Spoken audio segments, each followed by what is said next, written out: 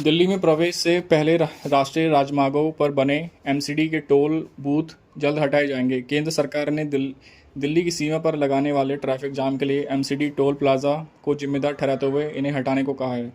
दिल्ली में प्रवेश से पहले राष्ट्रीय राजमार्गों को बनी एमसीडी टोल बूथ जल्द हटाए जाएंगे। केंद्र सरकार ने इन सीमा पर लगने वाले ट्रैफिक जाम के लिए एमसीडी टोल प्लाजा को जिम्मेदार ठहराते हुए इन्हें हटाने को कहा है। केंद्र सरकार ने सुझाव दिया है टोल को एमसीडी को हटाने वाले राजस्व की भरपाई दिल्ली सरकार दूसरे सांसदों से करे। दिल्ली की सीमा पर वैसे तो एमसीडी के 124 टोल नाके हैं, लेकिन एनएचआई की सड़कों पर करीब 10 स्थानों जैसी UP gate, Sindhu border, Badarpur border, Delhi Rohtak मार्ग पर ये टोल प्लाजा मौजूद है।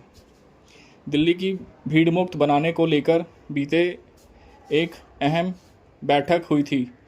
बैठक में केंद्र सड़क परिवहन मंत्री नितिन गडकरी, मुख्यमंत्री रेखा गुप्ता और उपराज्यपाल वीके सक्सेना मौजूद थे। बैठक में केंद्र मंत्री ने टोल प्लाजा के कारण दिल्ली की सीमा पर वाहनों की लंबी कतार का मुद्दा उठाया था। गडकरी ने कहा कि जाम मुक्त योजना के तहत सिग्नल मुक्त कॉरिडोर के उद्देश्य को टोल मुक्त वसूली बाधित कर रही है। उन्होंने मुख्यमंत्री को सुझाव दिया कि राष्ट्रीय राजमार्गों पर मौजूद एमसीडी के टोल प्लाजा को तुरंत हटाया जाना चाहिए। सुझाव पर मुख्यमंत्री और उपराज्यपाल ने जल्द जरूरी कदम उठाने का आश्वासन दिया है।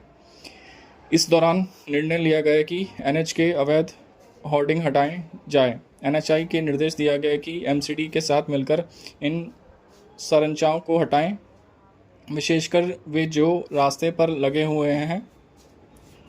एमसीडी के टोल बूथ हटाने के कारण आए दिन दिल्ली में प्रवेश पहले राष्ट्रीय मार्ग से भीषण जाम लग रहा है। इससे सबसे ज़्यादा परेशानी रोजाना दिल्ली से एनसीआर के शहरों गुरुग्राम और नोएडा से आने जाने वाले वाहनों को चालकों को हो रही है। नौकरी पेशा लोगों को रोजाना सुबह शाम इन टोल नाकों पर कारण घंटों जाम में फंसना पड़ रहा है।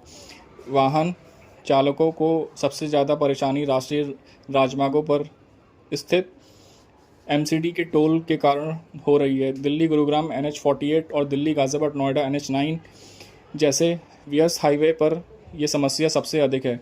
इसके अलावा Aya Nagar, Tikri, Kapashera, Badarpur, Faridabad main, Badarpur Sarai, Shahdara flyover, DND flyover, Rajokri, Kundli, Ghazipur main, Ghazipur old, केजोटी कुंडली व शादरा मेन टोल नाकों पर भी जाम की स्थिति बनती है।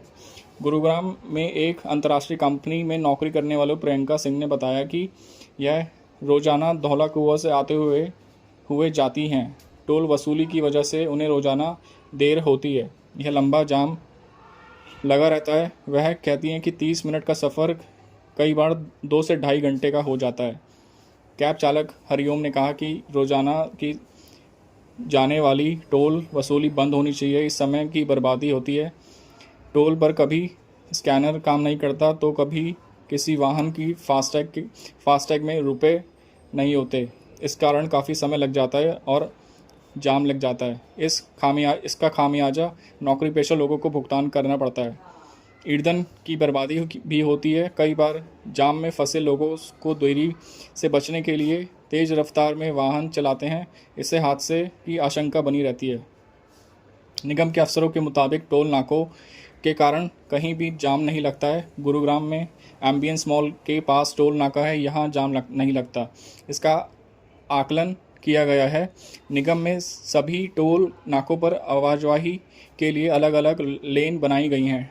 टिकरी, कौंडली, कालिंदी कुंज, आयानगर, चंडीगढ़ से सोनीपत के रूट पर मौजूद टोल नाकों पर अलग से लेन बनाई गई है। सभी स्थानों पर व्यवस्थित तरीके से टोल वसूला जाता है। टोल नाकों पर अतिरिक्त संख्या में कर्मचारी भी उपस्थित हैं। एमसीडी के टोल बूथ पर लगाने वाले पर्यावरण क्षतिपूर्ति शुल्क की प्रासंगिकता पर सवाल उठाया गया। मंत्रालय की ओर से बैठक में कहा गया कि ईसीसी की व्यवस्था प्रदूषण फैलाने के वाले व्यावसायिक वाहनों की आवाजाही रोकने के लिए की गई थी। अब ईस्टर्न और वेस्टर्न पेरिफेरल एक्सप्रेसवे का निर्माण पूरा हो चुका है, जिससे व्यावसायिक